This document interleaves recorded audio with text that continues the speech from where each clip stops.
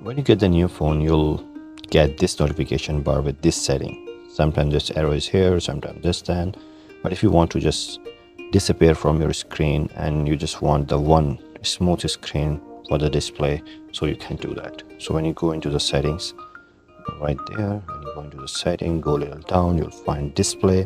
When you get into the display, scroll down a little bit, you'll see navigation bar. So this is the navigation bar. So that is right as the built-in is called button, which has three options: go back, home screen, and the menu. But when you go this one, so it's called swipe gesture.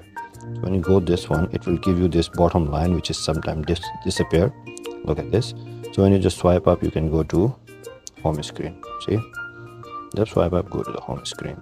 So if you wanna turn it back, so just press up and hold, it will show you all application which is open on the back side. So just bring it to the actual one again. So that's how you can turn on, and you can customize your navigation bar.